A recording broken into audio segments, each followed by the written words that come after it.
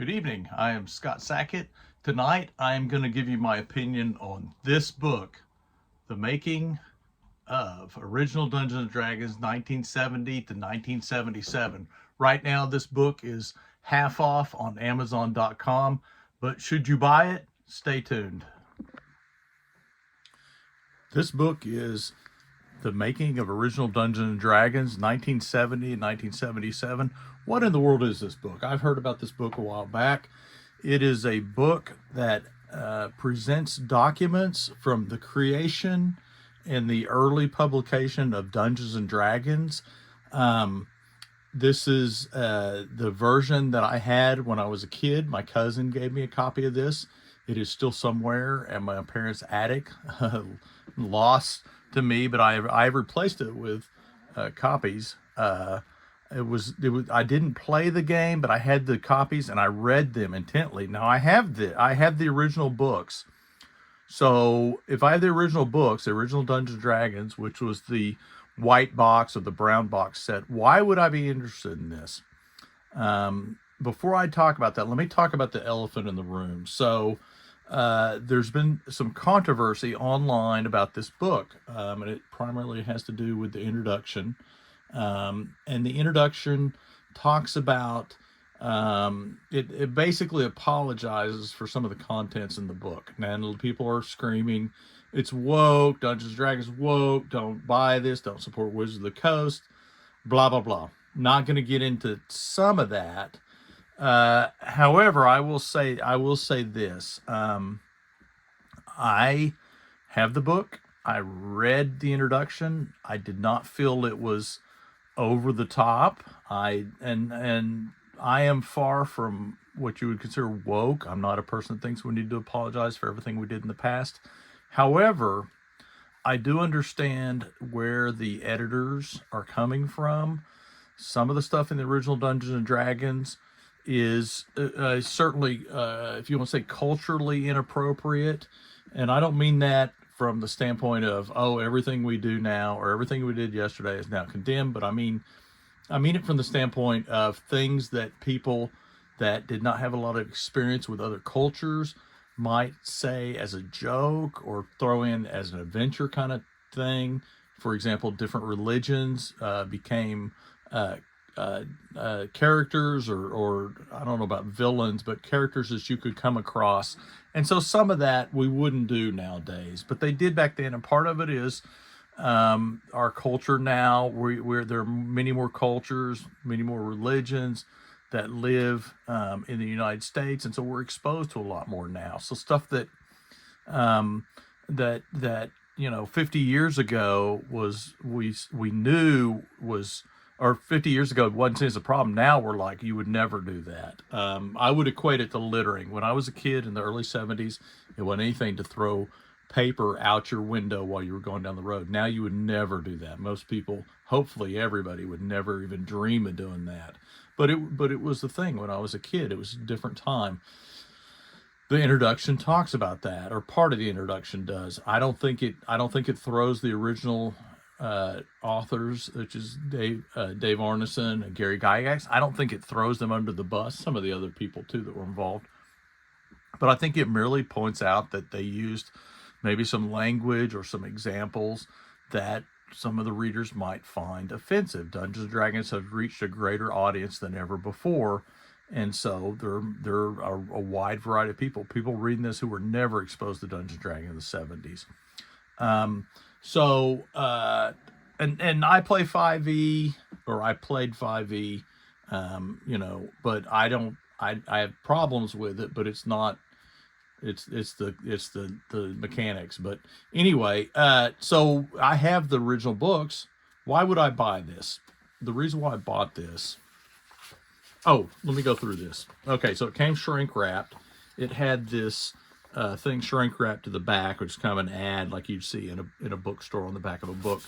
On the other side is an original Dungeons and Dragons reproduction of a character sheet, which I thought was really cool little touch. Also, the book, let me talk about the physical aspects of the book. This book is heavy. If you read omnibuses, it's similar to reading an omnibus you're not going to take this on the bus and read it. It is a big book. It is weighty. It is well put together. The pages are very thick.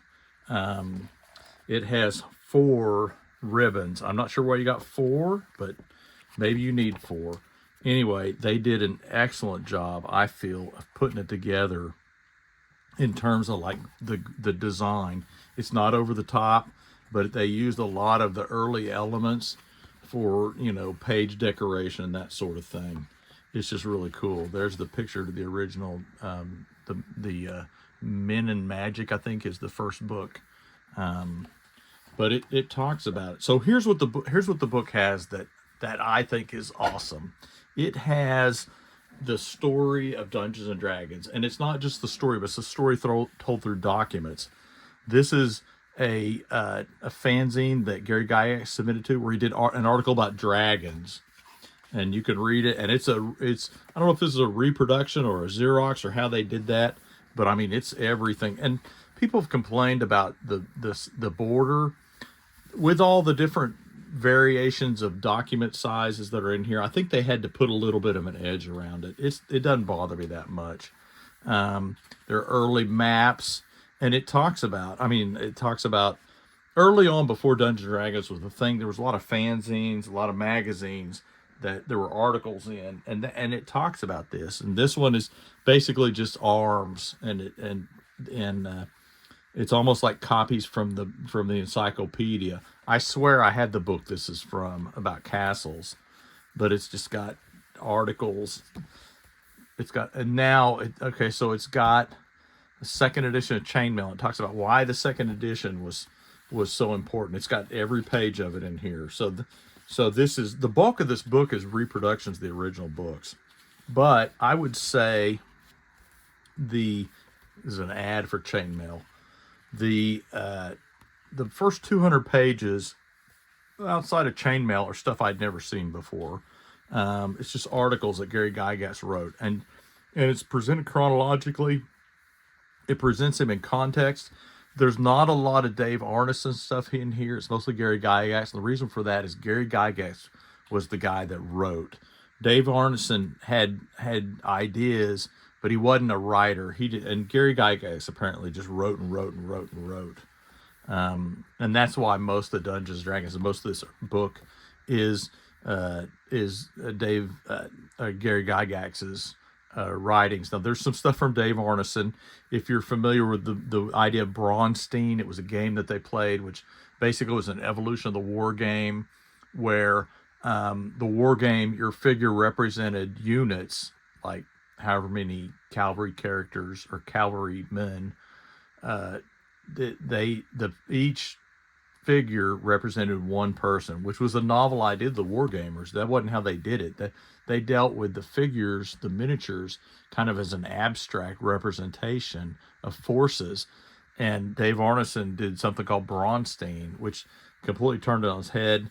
Here's the letter from Gary Gygax to Dave Arneson. They've cut out the address, which is, okay, I get it, but there's all these articles and then they get into, here's a list of the original Castle and Crusade Society members, or their membership in 71, I should say. Dave Arneson released a book called The First Fantasy Campaign by Judges Guild that collected a lot of his Blackmore stuff, which was his early role-playing stuff. Judges Guild still owns that, so a lot of that stuff is not in here. I'd love to have a copy of that, by the way, which I don't.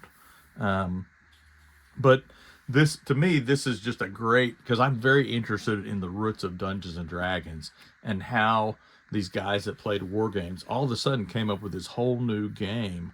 And it's just got a lot of notes. Again, this is a map from a game called Outdoor Survival. The original edition of Dungeons and Dragons recommended you got Outdoor Survival because you use this map whenever you went above a dungeon. Whenever you were out in the wilderness, you would use this Outdoor Survival map. It was a game produced by Avalon Hill, which is now owned by Hasbro, so they could do this. And it's the encounter tables from that game. Again, more correspondence and talks about the some of the changes in Dungeons and Dragons, early changes. So this is the, to me, this is the where I bought the book for. Or the other stuff was nice. This is the original draft of Dungeons and Dragons. So you get in here, it kind of sets it up, and here it is. It's the original draft. They must have mimeographed it because it's purple, but it's got notes. I'm not sure whose notes this is, but this is somebody's proof copy. And I mean, this is I think I figured out that was about, this is about 80 pages. I'm gonna skip over this. But it's cool to be able to read the original draft of Dungeons and Dragons. And I'm not talking about the 3-box original draft. I'm talking about, this is the original manuscript that Gary Gygax came up with. So this is well, it's got 68, so it's 69 pages of the original Dungeons and Dragons, 70. But and then there's a letter about where Gary sent a copy of the original draft to Dave Arneson. And then the Twin Cities, which was where Arneson was from, made some modifications. And so this is their modifications. And the and then it's got some of the documents that of some of the changes as it goes along, this is really cool. And if you're interested about the history of Dungeons and Dragons, I think this is pretty cool. So then, and this is cool. It's a letter. No, it's a note that, or it's a piece of notebook paper that Gary Gygax wrote that talks about the cleanup crew, as they called them, for the dungeons, and it was the ochre jelly, black pudding, green slime, gray ooze, and yellow mold. And Gary Gygax actually illustrated each one with the direction, which direction you're looking at it from. No doubt, the notes say, no doubt it was influenced by movies like The Blob and The Green Slime. Okay, so then it gets into the original Dungeons and Dragons, and this is what I was talking about with the original box set. Originally, you get these dice. I'd love to have a set of these dice. I got a reproduction of these dice. Originally, it was in a box that had like kind of a wood grain on it. It wasn't a wood box; it's a cardboard box, and it came with these 3 booklets. I had these when I was a kid. I read them and read them and read them. I played AD&D because that's what all my friends had, and I always felt kind of left out because I didn't have AD&D, but I still read the crap out of these. So this is and I'm gonna skip over this. So this is the original Dungeons and Dragons, and then it's got a few. Let's see. It's got some notes that it goes into. There's ads everywhere. A map of Greyhawk by Jim Ward. Jim Ward wrote Gamma World. There's some more notes. Oh, what Dungeons and Dragons all about? It's just cool things like this. Gygax wrote this for a fanzine from Europe. So then it goes into the supplements. This is Greyhawk, which is the first supplement.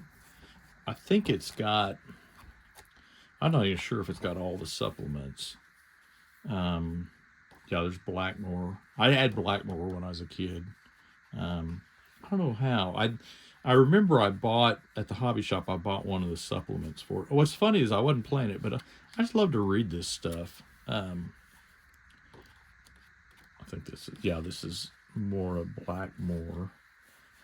Which Blackmore didn't have that much. It was written by Dave Arneson, but it really, they were saying he just sent a bunch of notes in because he, like I said, he wasn't really a writer as such. It's got Eldritch Wizardry. That may be all it has. I don't know if it has. Yeah, there's some final notes and some ads for some different. And again, it's always like there's like this articles that showed up in the Dragon. And again, I go back to my original question: should you buy this? First off, like I said in the intro, This book is now half price on Amazon for a limited time. This is a $99 book. I was not a purchaser at $99. At $50, I felt like it was a purchase. It is thick. Granted, I have quite a bit of this material already. I have Chainmail. I have the 3 Dungeons and Dragons books. I know I have Blackmore and Greyhawk. Um, if you're going to play original Dungeons and Dragons, this is not wieldy. But if you're interested in dissecting the history, which I'm intensely interested in, the history of Dungeons and Dragons, this is like the Rosetta Stone. There's so many documents and that sort of thing, and for that I had to get it. I looked at it last night for a couple hours. I just got in the mail, looked at it last night for a couple hours, and most of what I'm interested in is probably the first 200 pages. And there's I don't know how many pages this is, like 500, 600 pages. Um, but I mean, yeah, almost 700 or almost 600 pages. But uh, I think I don't like to spend other people's money, but if you're going to get it at 50% off, it's a deal. Oh, before I go, I want to show you what it looks like without the dust jacket. This is a great. I almost wish it didn't come with a dust jacket. I may throw the dust jacket away, even though the dust jacket's kind of cool too. And this book looks great. It feels great.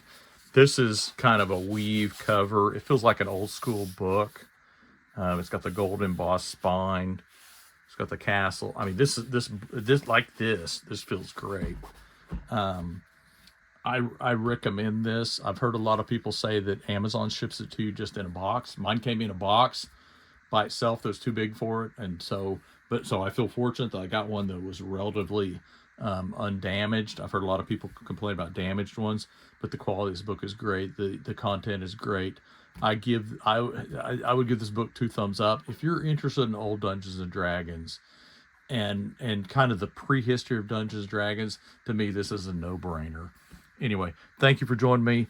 If you get it, agree, disagree, whatever, leave a comment below. I talked about Dungeons and Dragons and Wizard of the Coast, and I mentioned in regard to the introduction about people complaining about the things woke or not woke or whatever. I played 5e for about 3 years. It's been a couple of years since we played, probably 3 or 4 years actually. I own all the core books. I got tired of Dungeons and Dragons or 5e I should say, because it focuses on building your character to infinite detail. It's super customizable. Some people that appeals to. To me, you build all this and you basically have a superhero when you're done. It's almost impossible to die in 5e. It's not impossible. It's almost impossible. When we were playing, I got to where I would do ridiculous things, and if I died, I would roll and I'd come back to life, or somebody in the party would save me. It just seemed like the consequence for your actions wasn't really there. And I get it. They're trying to appeal to people that want to build a cool character and play that character for years. I totally get it, but I prefer something a little more lethal in my role-playing games. I prefer there to be more consequences to my actions. Anyway, but that's my opinion. That's why I don't play 5e, and probably will never again play 5e. Has nothing to do with any kind of culture thing or whatever. That's their thing. Anyway, thank you for joining me. If you have a comment or whatever, leave a comment below. If you enjoyed this video, please consider subscribing to my YouTube channel. Thank you very much. Good night.